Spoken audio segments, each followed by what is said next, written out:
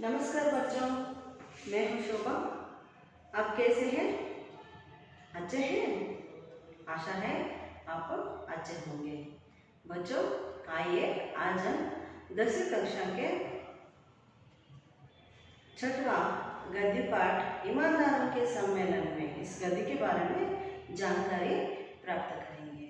बच्चों, इस गद्य के लेखक हैं हरिशंकर परसाई जी। इनका चित्र देखिए, ये है हरिशंकर परसाई जी का चित्र। देखा आपने? ये है हरिशंकर परसाई जी। बच्चों, अब आगे बढ़े इस गद्य के कवि के परिचय की ओर।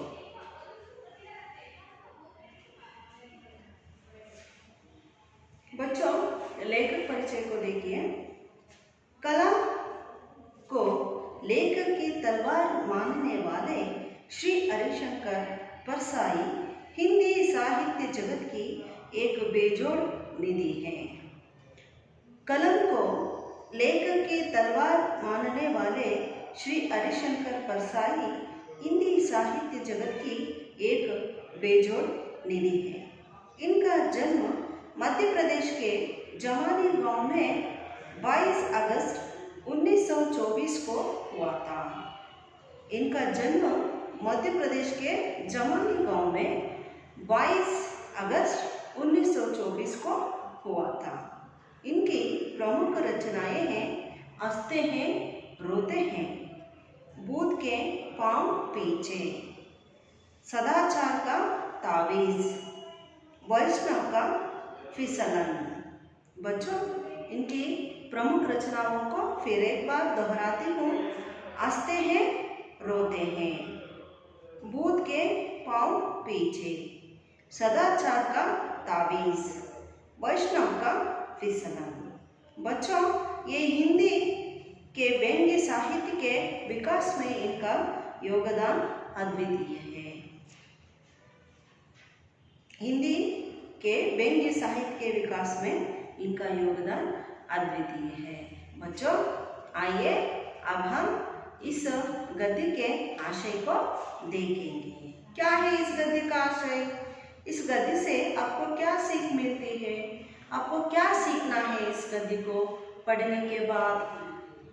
प्रस्तुत व्यंग्य रचना में एक सामाजिक असंगति की ओर संकेत किया गया है। प्रस्तुत व्यंग्य रचना में एक सामाजिक असंगति की ओर संकेत किया गया है। इसमें हास्य और व्यंग्य का सुंदर सम्मिश्रण है। हास्य भी है और सुंदर व्यंग्य का सम्मिश्रण भी इस गद्य में आपको मिलता है। इस रचना के माध्यम से परसाई जी ने ईमानदार कहलाने वाले लोगों की बेईमानी का पर्दाफाश किया है।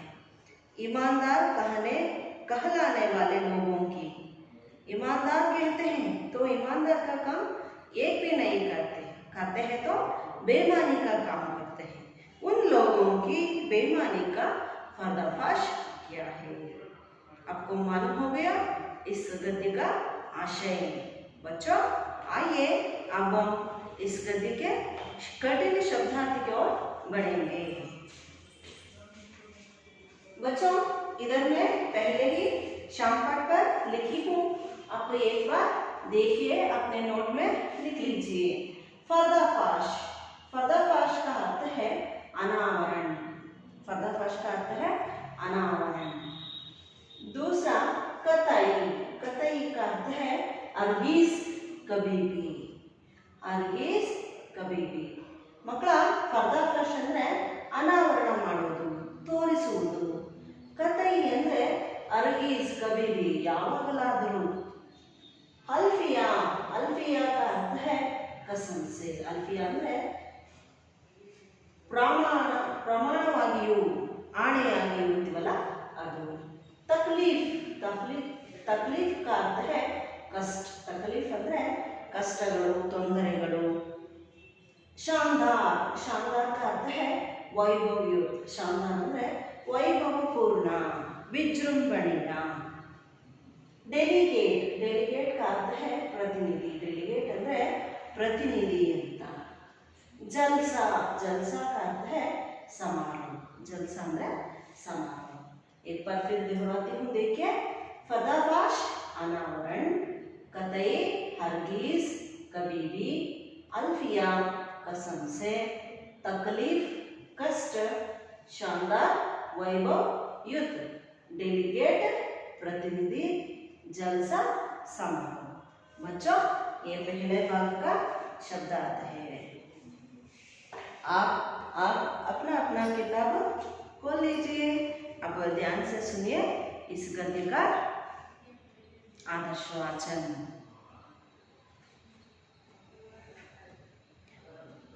मैंने कतई ऐसा कुछ नहीं किया जिससे ईमानदार माना जाऊं। न जाने उन्हें कैसे यह भ्रम हो गया कि मैं ईमानदार हूँ। मुझे पत्र मिला, हम लोग इस शहर में एक ईमानदार सम्मेलन कर रहे हैं। आप देश के प्रसिद्ध ईमानदार हैं।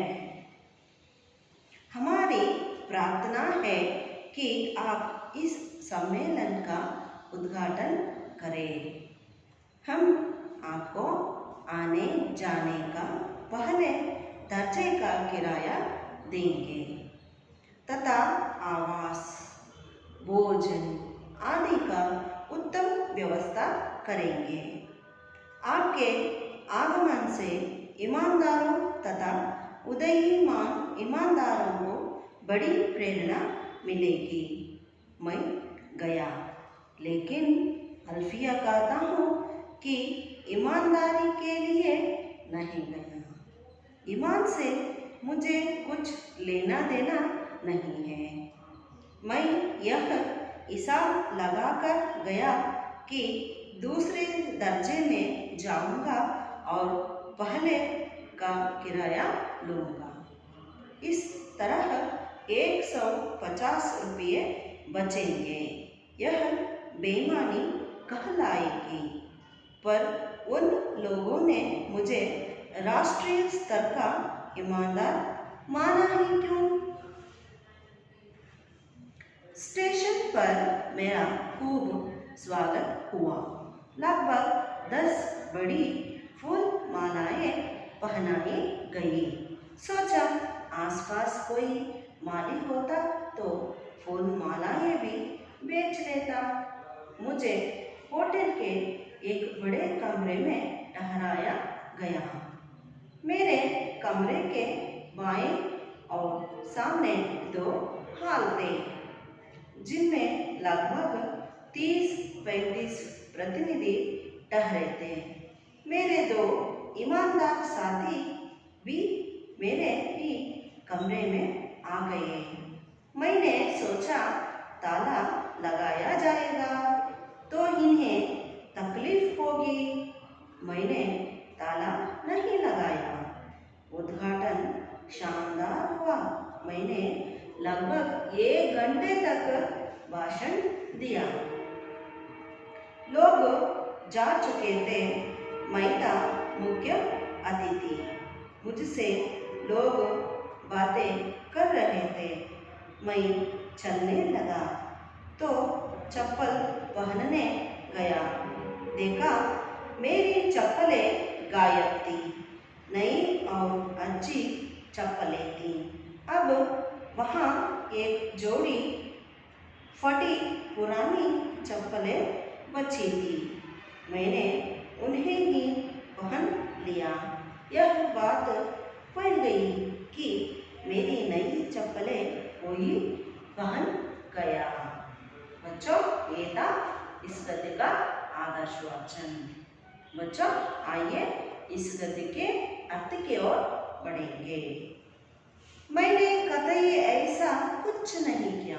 बच्चों, यहाँ पर देखिए, लेखक हरिशंकर परसाई जी कहते हैं, मैंने कतई कसम से कहता हूँ, मैंने कुछ ऐसा काम नहीं किया जिससे मैं ईमानदार माना जाऊं।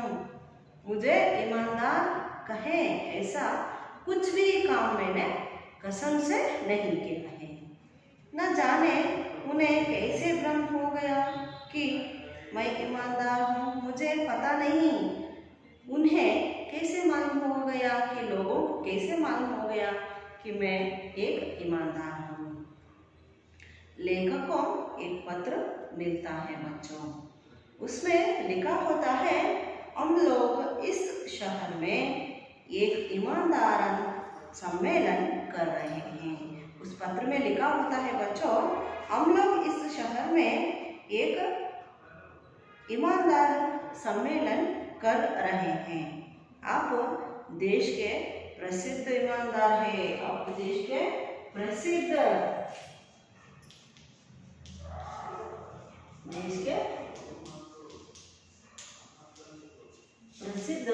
ईमानदार, आप देश के प्रसिद्ध ईमानदार हैं।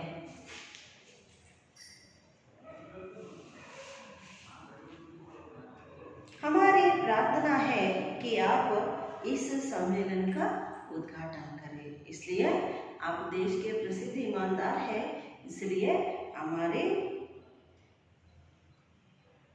सम्मेलन का उद्घाटन आपके हाथों द्वारा हुए। हम आपको आने जाने का पहले दर्जे का किराया देंगे। क्या क्या देंगे? उस कार्यक्रम उद्घाटन करने के बाद लेखक को क्या क्या मिलेगा? देखिए मैं यहाँ पर लिखती हूँ, आने जाने का पहले दर्जे का किराया। आने जाने का पहले दर्जे का किराया, पहले दर्जे का किराया, आने जाने का पहले दर्जे का किराया। दूसरा, आवास। आवास का अर्थ है बच्चों वसति, कन्नड़ में बोलते हैं वसति। तीसरा है भोजन। क्या है तीसरा? भोजन। देखिए उस पत्र में लिखा होता है आने जाने का पहले दर्जे का किराया देंगे, आपको ठहरने के लिए आवास देंगे और आपको खाने के लिए अच्छे अच्छे भोजन भी मिलेगा, ऐसा लिखा होता है। आपके आगमन से ईमानदारों तथा उदयीमान ईमानदारों को बड़ी प्रेरणा मिलेगी। आपके आगमन से क्या हो सकती है फायदा लोगों को? उदयीमान ईमानदारों और ईमानदारों को बड़ी प्रेरणा मिलेगी, वो भी ईमानदार बनने के लिए प्रेरणा मिलेगी, ऐसा लिखा होता है। लेखक बहुत संतुष्ट होकर चले जाते हैं बच्चों, लेकिन अल्फिया कहता हूँ कि ईमानदारी के लिए नहीं गया।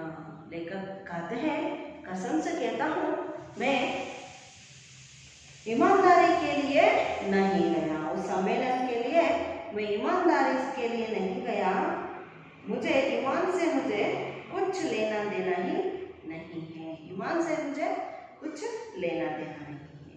मैं तो यह हिसाब लगाकर हिसाब यानी चुकता लगाकर गया, यह सोच कर गया कि दूसरे दर्जे में जाऊंगा। क्या करेगा मैं? दूसरे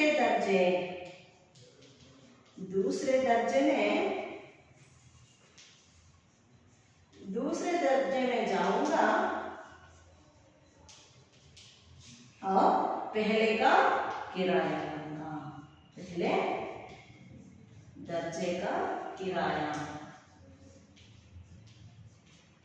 देखिए बच्चों कैसे बुद्धिमान है लेखक, इधर वो यह हिसाब लगाकर चलते हैं, दूसरे दर्जे में जाकर पहले दर्जे का किराया लेने के लिए चलते हैं।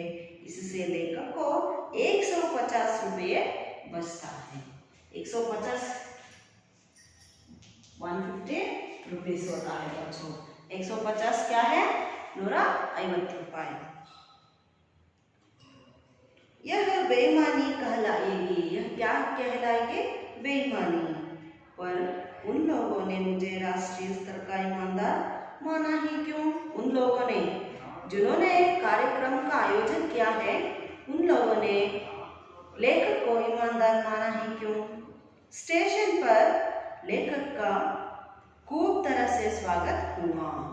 लगभग 10 बड़ी फूल मालाएं पहनाई गई। कितनी फूल मालाएं पहनाई गई लेखक को?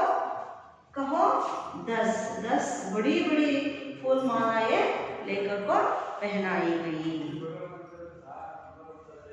सोचा आसपास कोई माली होता तो फूल मालाएं भी बेच लेता। देखिए लेखक सोचते हैं अगर आसपास में कोई माली होता तो फूल मालाएं बेचने वाला होता तो मैं उसे भी फूल मालाएं बेच कर कुछ पैसे इकट्ठा करता। देखिए कितना ईमानदार से सोचते हैं लेखक।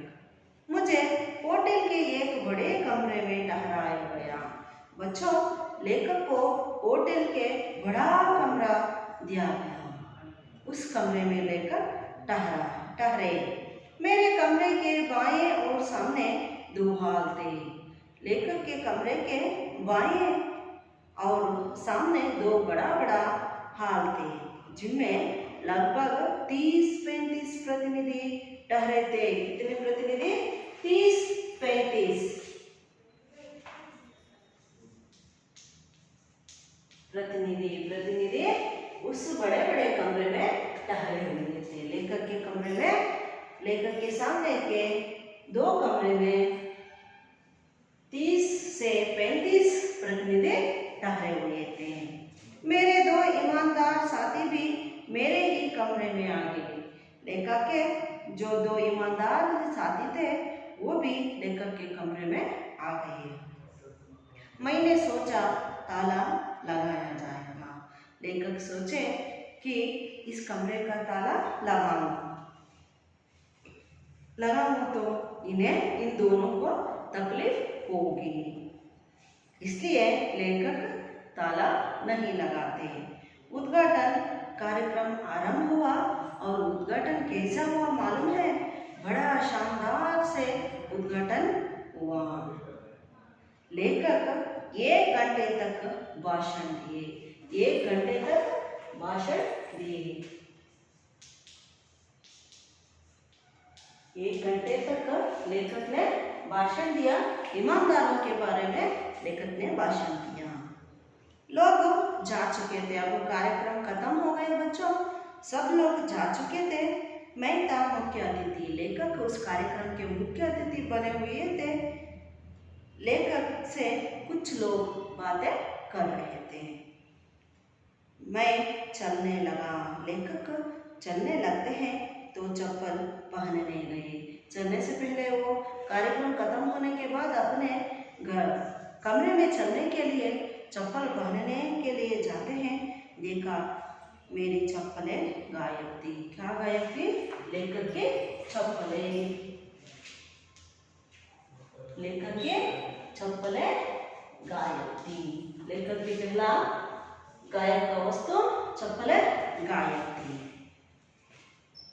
नई और अच्छी चप्पलें थी। लेखक की चप्पलें कैसी थी? नई भी थी और अच्छी भी। देखिए बच्चों, आपको एक चित्र है, मैं दिखाती हूँ।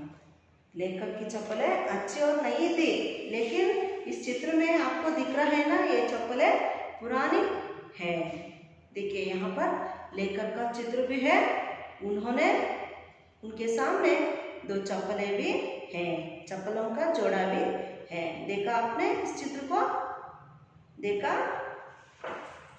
देखिए बच्चों, लेखक की चप्पलें अच्छी थी, नया भी था।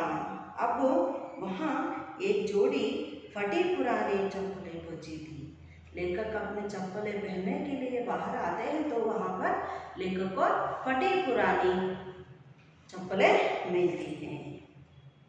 यह बात तो फैल गई कि मेरी नई चप्पलें कोई उन्हें ही पहन लिया। मैंने उन्हें ही पहन लिया। देखिए बच्चों, पुरानी चप्पलों को देखकर लेखक अब पैदल ही जाते हैं नहीं, इसलिए उन्होंने फटी पुरानी चप्पलों को ही पहन लिया। यह बात फैल गई, ये विषय सब लोगों में फैल गई। कि मेरी नई चप्पलें कोई पहन गया। लेखक के नई चप्पलें कोई पहन के गया है। मुख्य अतिथि के चप्पलों को कोई पहन के गया है। इस तरह बात इस सम्मेलन में फैल गया। बच्चों, ये था इस गद्य का अर्थ। मैं अब आपको कन्नड़ में एक बार 5 मिनट में आपको बताऊंगी, आप सुनते जाइए। ಮಕ್ಕಳ, ಇದು ಒಂದು ವ್ಯಂಗ್ಯ ರಚನೆ. ಈ ಒಂದು ರಚನೆಯಲ್ಲಿ ಲೇಖಕರು ಪ್ರಾಮಾಣಿಕರು ಅಂತ ಅನ್ನಿಸ್ಕೊಂಡು ಅಪ್ರಾಮಾಣಿಕ ಕೆಲಸಗಳನ್ನು ಮಾಡುವಂತಹ ವ್ಯಕ್ತಿಗಳ ನಾಟಕವನ್ನು ಇವರಲ್ಲಿ ತೋರಿಸ್ತಾ ಇದ್ದಾರೆ. ಯಾವ ರೀತಿ ನಾವು ಕೂಡ ಒಳ್ಳೆಯವರು, ನಾವು ಕೂಡ ಪ್ರಾಮಾಣಿಕರು ಅಂತ ಹೇಳ್ಕೊತೀವಿ, ಆದರೆ ಆ ರೀತಿಯಾಗಿ ನಡೆದುಕೊಳ್ಳಲ್ಲ. ಅದ್ರ ಬಗ್ಗೆ ಇಲ್ಲಿ ಲೇಖಕರು ಹೆಚ್ಚಿನ ಮಾಹಿತಿಯನ್ನು ನೀಡ್ತಾ ಒಂದು ಕಥೆಯ ರೂಪದಲ್ಲಿ ವ್ಯಂಗ್ಯ ರಚನೆಯ ಮೂಲಕ ನಿಮಗೆ ಮಾಹಿತಿಯನ್ನು ನೀಡ್ತಾ ಇದ್ದಾರೆ. ಯಾಕಂದರೆ ಮುಂದಿನ ದಿನಗಳಲ್ಲಿ ನೀವು ಕೂಡ ಮುಂದಿನ ದಿನಗಳಲ್ಲಿ ಪ್ರಾಮಾಣಿಕರಾಗಿ ಬದುಕಲಿ ಅಂತ. ಮೈನೇ ಕಥೆ ನೋಡಿ ಮಕ್ಕಳ, ಏನು ಹೇಳ್ತಾರೆ ಲೇಖಕರು, ನಾನು ಯಾವುದೇ ಅಂತಹ ಒಂದು ಕೆಲಸ ಮಾಡಲಿಲ್ಲ, ನನ್ನನ್ನು ಒಬ್ಬ ಪ್ರಾಮಾಣಿಕ ಅಂತ ಗುರುತಿಸುವ ಹಾಗೆ. ನನಗೆ ಗೊತ್ತಿಲ್ಲ ಇವರಿಗೆಲ್ಲ ಹೇಗೆ ಭ್ರಮೆ ಹುಟ್ಕೊಳ್ತು ನಾನೊಬ್ಬ ಪ್ರಾಮಾಣಿಕ ಅಂತ. ನನಗೊಂದು ಪತ್ರ ಸಿಕ್ತು. ಆ ಪತ್ರದಲ್ಲಿ ಬರೆದಿತ್ತು ಏನಪ್ಪ ಅಂತಂದರೆ, ಈ ಒಂದು ನಗರದಲ್ಲಿ ನಾವು ಪ್ರಾಮಾಣಿಕರ ಸಮ್ಮೇಳನವನ್ನು ಮಾಡ್ತಾ ಇದ್ದೀವಿ. ನೀವು ದೇಶದ ಪ್ರಸಿದ್ಧ ಪ್ರಾಮಾಣಿಕರಾಗಿದ್ದೀರಿ. ನಮ್ಮ ಪ್ರಾರ್ಥನೆ ಏನಂದರೆ, ನೀವು ಕೂಡ ಈ ಸಮ್ಮೇಳನದ ಉದ್ಘಾಟನೆಯನ್ನು ಮಾಡಬೇಕು. ನಾವು ನಿಮಗೆ ಬಂದು ಹೋಗುವ ಪ್ರಥಮ ಶ್ರೇಣಿಯ ಖರ್ಚನ್ನು ಭತ್ಯೆಯನ್ನು ಕೊಡ್ತೇವೆ. ಜೊತೆಗೆ ನಿಮಗೆ ಉಳಿದುಕೊಳ್ಳೋದಕ್ಕೆ ಜಾಗ ಹಾಗೂ ಉತ್ತಮವಾದಂಥ ಭೋಜನದ ವ್ಯವಸ್ಥೆಯನ್ನು ಕೂಡ ಮಾಡ್ತೇವೆ ಅಂತ ಒಂದು ಪತ್ರ ಸಿಗುತ್ತೆ. ಮತ್ತೇನಂತ ಬಂದಿರುತ್ತೆ ಅಂದರೆ ಮಕ್ಕಳ, ನೀವು ನಿಮ್ಮ ಆಗಮನದಿಂದ ಪ್ರಾಮಾಣಿಕರಿಗೆ ಹಾಗೂ ಈಗಷ್ಟೇ ಉದಯಮಾನ ಆಗ್ತಾ ಇರುವಂಥ ಪ್ರಾಮಾಣಿಕರಿಗೆ ತುಂಬ ದೊಡ್ಡ ಪ್ರೇರಣೆ ಸಿಗುತ್ತದೆ ಅಂತ ಆ ಪತ್ರದಲ್ಲಿ ಸ್ಪಷ್ಟವಾಗಿ ಬರೆದಿರುತ್ತೆ ಮಕ್ಕಳ. ಈಗ ಲೇಖಕರು ಆ ಪತ್ರವನ್ನು ನೋಡಿ ಅವರಿಗೆ ಆಣೆ ಮಾಡಿ ಹೇಳ್ತಾರೆ ಲೇಖಕರು, ನಾನು ಒಬ್ಬ ಪ್ರಾಮಾಣಿಕ ಅಂತ ಅನ್ನಿಸ್ಕೊಳ್ಳೋಕ್ಕೆ ನಾನು ಆ ಕಾರ್ಯಕ್ರಮಕ್ಕೆ ಹೋಗಲಿಲ್ಲ. ಅದರಿಂದ ನನಗೇನು ಆಗಬೇಕಾಗಿದ್ದು ಏನೂ ಇರಲಿಲ್ಲ. ನಾನು ಏನು ಲೆಕ್ಕಾಚಾರ ಮಾಡ್ಕೊಂಡು ಹೊರಟೆ ಅಂದರೆ, ನಾನು ಸೆಕೆಂಡ್ ಕ್ಲಾಸ್ನಲ್ಲಿ ಹೋಗ್ಬಿಟ್ಟು ಫಸ್ಟ್ ಕ್ಲಾಸ್ನ ಬಾಡಿಗೆಯನ್ನು ತೆಗೆದುಕೊಳ್ತೀನಿ. ಟ್ರೈನಲ್ಲಿ ಸೆಕೆಂಡ್ ಕ್ಲಾಸಲ್ಲಿ ಕೂತ್ಕೊಂಡು ಪ್ರಯಾಣ ಮಾಡ್ತೀನಿ, ಫಸ್ಟ್ ಕ್ಲಾಸ್ನ ದುಡ್ಡನ್ನು ಪಡಿತೀನಿ. ಆದ್ದರಿಂದ ನನಗೆ 150 ಅಂದರೆ 150 ರೂಪಾಯಿಗಳು ನನಗೆ ಲಾಭ ಆಗುತ್ತೆ ಅಂತ ಲೇಖಕರು ಯೋಚಿಸ್ತಾರೆ. ಇದು ಬೇಮಾನಿ ಅಂದರೆ ಅಪ್ರಾಮಾಣಿಕತೆ ಅಂತ ಅನಿಸ್ಕೊಳ್ಳುತ್ತೆ.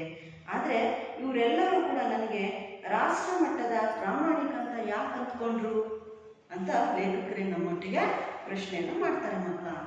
ರೈಲ್ವೆ ಸ್ಟೇಷನ್ನಲ್ಲಿ ತುಂಬ ದೊಡ್ಡದಾಗಿ ಲೇಖಕರಿಗೆ ಸ್ವಾಗತವನ್ನು ಮಾಡಲಾಗುತ್ತೆ. ಕನಿಷ್ಠ 10 ದೊಡ್ಡ ದೊಡ್ಡ ಹೂವಿನ ಹಾರಗಳನ್ನು ಲೇಖಕರಿಗೆ ಹಾಕಿ ಸ್ವಾಗತವನ್ನು ಮಾಡ್ತಾರೆ. ಆಗ ಲೇಖಕರು ಯೋಚಿಸ್ತಾರೆ ಮಕ್ಕಳ, ಅಕ್ಕಪಕ್ಕದಲ್ಲಿ ಯಾರಾದರೂ ಹೂ ಮಾರುವವನು ಸಿಕ್ಕಿದ್ರೆ ಈ 10 ಹೂ ಹಾರಗಳನ್ನು ಮಾಲೆಗಳನ್ನು ಮಾರಾಟ ಮಾಡಿ ಅದರಿಂದಲೂ ಸ್ವಲ್ಪ ಹಣವನ್ನು ಸಂಪಾದನೆ ಮಾಡ್ತಾ ಇದ್ನಲ್ಲ ಅಂತ ಲೇಖಕರು ಆ ಕಡೆ ಈ ಕಡೆ ನೋಡ್ತಾ ಇರ್ತಾರೆ. ಲೇಖಕರಿಗೆ ಹೋಟೆಲ್ನ ಒಂದು ದೊಡ್ಡ ಕೊಠಡಿಯನ್ನು ಬಿಟ್ಕೊಡ್ತಾರೆ ಮಕ್ಕಳ. ಆ ಕೊಠಡಿಯ ಆ ರೂಮಿನ ಬಲಭಾಗದಲ್ಲಿ ಮತ್ತೆ ಎದುರಿಗೆ ಒಂದು ದೊಡ್ಡ 2 ಹಾಲ್ಗಳಿರ್ತ ಮಕ್ಕಳ. ಅದರಲ್ಲಿ 30 ರಿಂದ 35 ಜನ ಪ್ರತಿನಿಧಿಗಳು, ಅಂದರೆ ಆ ಸಮ್ಮೇಳನಕ್ಕೆ ಬಂದಂಥ ಪ್ರತಿನಿಧಿಗಳು ಅಲ್ಲಿ ಉಳಿದುಕೊಂಡಿರ್ತಾರೆ. ಲೇಖಕರ ಇಬ್ಬರು ಪ್ರಾಮಾಣಿಕ ಜೊತೆಗಾರರು ಕೂಡ ಲೇಖಕರ ಕೊಠಡಿಯಲ್ಲೇ ಇರ್ತಾರೆ. ಈಗ ಒಟ್ಟು ಲೇಖಕರ ಕೊಠಡಿಯಲ್ಲಿ 3 ಜನ ಇದ್ದಂಗಾಯ್ತು ಮಕ್ಕಳ. 2 ಲೇಖಕರ ಜೊತೆಗಾರರು, ಜೊತೆಗೆ ಲೇಖಕರು ಯೋಚಿಸ್ತಾರೆ, ನಾನು ಅಕಸ್ಮಾತ್ ಇದಕ್ಕೆ ಈ ಕೊಠಡಿಗೆ ಈ ರೂಮಿಗೆ ಬೀಗ ಹಾಕ್ಕೊಂಡು ಹೋದರೆ ಇದ್ದಂತಹ ಇಬ್ಬರಿಗೆ ತೊಂದರೆ ಆಗತ್ತಲ್ಲ ಅಂದ್ಬಿಟ್ಟು ಲೇಖಕರು ಯೋಚನೆ ಮಾಡಿ ಕೊಠಡಿಗೆ ಬೀಗವನ್ನು ಹಾಕೋದಿಲ್ಲ. ಉದ್ಘಾಟನೆ ಶಾನದಾರ್ ಹುआ ಅಂದರೆ ಮಕ್ಕಳ ಉದ್ಘಾಟನೆ, ಕಾರ್ಯಕ್ರಮದ ಉದ್ಘಾಟನೆ ತುಂಬ ವಿಜೃಂಭಣೆಯಾಗಿ ನಡೆಯುತ್ತೆ. ಲೇಖಕರು ಕನಿಷ್ಠ 1 ಗಂಟೆವರೆಗೆ ಪ್ರಾಮಾಣಿಕತೆ ಎಂದರೆ ಏನು ಅದರ ಬಗ್ಗೆ ಭಾಷಣವನ್ನು ಮಾಡ್ತಾರೆ. ಜನರೆಲ್ಲ ಹೋಗ್ಬಿಟ್ಟಿರ್ತಾರೆ. ಆದರೆ ಲೇಖಕರು ಮುಖ್ಯ ಅತಿಥಿ ಆಗಿದ್ದರಿಂದ ಜನರು ಕೆಲವರು ಇವರನ್ನು ಮಾತಾಡಿಸ್ತಾ ಇರ್ತಾರೆ. ಲೇಖಕರು ಇನ್ನೇನು ಹೊರಡೋಣ ತನ್ನ ರೂಮಿಗೆ ಅಂತ ಹೊರಗೆ ಬಂದು ತನ್ನ ಚಪ್ಪಲಿಗಳನ್ನು ಹಾಕೊಳ್ಳೋದಕ್ಕೆ ನೋಡ್ತಾರೆ ಮಕ್ಕಳ. ಅಲ್ಲಿ ಅವರ ಚಪ್ಪಲಿಗಳು ಇರುವುದಿಲ್ಲ. ಚಪ್ಪಲ್ ಅಂದರೆ ನಾವು ಕಾಲಿಗೆ ಹಾಕೋತೀವಲ್ಲ ಮಕ್ಕಳ, ಚಪ್ಪಲು ಅದೇನೆ.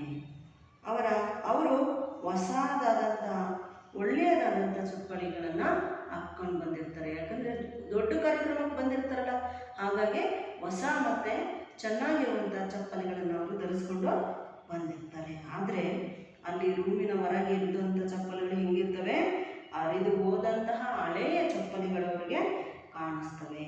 ಲೇಖಕರು ನೋಡ್ತಾರೆ, ಇನ್ನೇನಪ್ಪ ಬರಿಗಾಲಲ್ಲಿ ಹೋಗೋಕ್ಕಾಗುತ್ತಾ ಅಂತ ಅಂದ್ಕೊಂಡು ಆ ಹಳೆಯದಾದಂಥ ಚಪ್ಪಲಿಗಳನ್ನೇ ಅವರು ತೊಟ್ಕೊಳ್ತಾರೆ. ಆವಾಗ ಲೇಖಕರ ಈ ವಿಷಯ ಅಂದರೆ ಮುಖ್ಯ ಅತಿಥಿಯ ಚಪ್ಪಲಿಗಳನ್ನು ಯಾರೋ ಕದ್ದುಬಿಟ್ಟಿದ್ದಾರೆ ಅನ್ನೋ ವಿಷಯ ಎಲ್ಲ ಕಡೆಗೂ ಹಬ್ಬಿಬಿಡುತ್ತೆ. ಪ್ರಾಮಾಣಿಕರ ಸಮ್ಮೇಳನದಲ್ಲಿ ಮೊದಲನೇ ದಿನವೇ ಕೂಡ ಕಳ್ತನ ನಡೆದು ಹೋಗ್ಬಿಡುತ್ತೆ ಮಕ್ಕಳ. ನನ್ನ ಹತ್ರ ಒಂದು ಚಿತ್ರ ಇದೆ, ಇಲ್ಲಿ ನೋಡಿ. ಲೇಖಕರಿಗೆ ಒಂದೇ ಒಂದು ಜೊತೆ ಹಳೆಯ ಚಪ್ಪಲಿಗಳನ್ನು ಅವ್ರ ಕಣ್ಣಿಗೆ ಕಾಣಿಸ್ತಾ ಇದೆ, ನೋಡಿದ್ರಾ? बच्चों, ये था इस गद्य का कन्नड़ अर्थ। कल मैं आपको दूसरे भाग के अर्थ को समझाऊंगी। बच्चों, आप हमारे वीडियो को देखते रहिए और हमारे पाठ को समझते भी रहिए। बच्चों, अब इजाज़त दीजिए। धन्यवाद।